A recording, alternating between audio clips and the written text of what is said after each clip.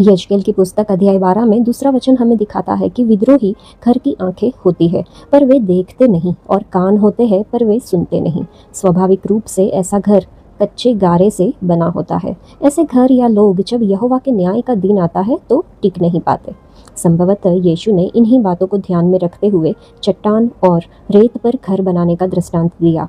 जब जीवन के तूफान उन घरों पर आते हैं तो जिन्होंने उनकी बात सुनी और उन्हें देखा, उनके घर मजबूत बने रहते हैं, पर जिन्होंने मन में मूर्तियां रखकर सुना, वे गिर जाते हैं। क्या यह आश्चर्य की बात नहीं कि हम यिर्मयाह अध्याय 42 में भी कुछ ऐसा ही देखते हैं, जहां लोगों ने दिखावा किया कि वे यहोवा की बात सुनेंगे, पर अपने मन की मूर्तियों को ही चुना। यशायाह अध्याय 6 में वचन 9 और 10 भी यही दिखाता है। सचमुच यीशु उन सब बातों को पूरा करने आए जो भविष्यद्वक्ताओं ने कही थी।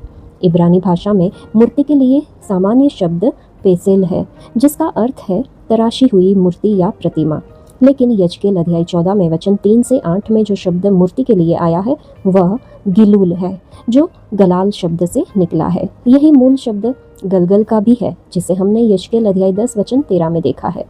यद्यपि इस्राएल के मन में पहिया होता तो वे करूबों की तरह आज्ञाकारी होते, वे सीधे मार्ग पर चलकर परमेश्वर की इच्छा पूरी करते, परंतु दुर्भाग्य से इस्राएल के मन में अपने बनाए हुए गिलूल थे। उन्होंने अपनी ही आवाज़ सुनी, न कि यहोवा की, इसलिए वे उनकी आवाज़ से दूर हो गए।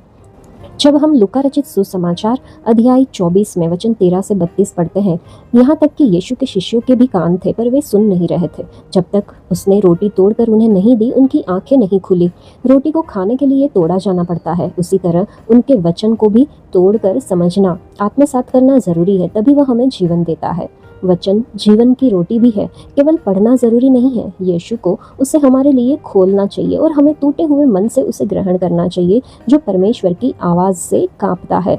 जब हम ऐसा करते हैं तो हमारी आंखें परमेश्वर को देखेगी और हमारे कान उन्हें सुन पाएंगे। अगर हमारे मन में कोई मूर्तियां हैं तो हम उन्हें बाहर फेंक देंगे।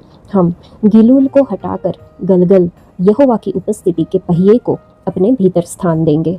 तब हम वही करेंगे जो वह चाहते हैं, वही कहेंगे जो वह चाहते हैं, और वहीं जाएंगे जहां वह हमें भेजेंगे। अगर हम पहिए के ऊपर से आने वाली आवाज़ को सुनेंगे तो हम चट्टान पर बने घरों में जीवन बिताएंगे।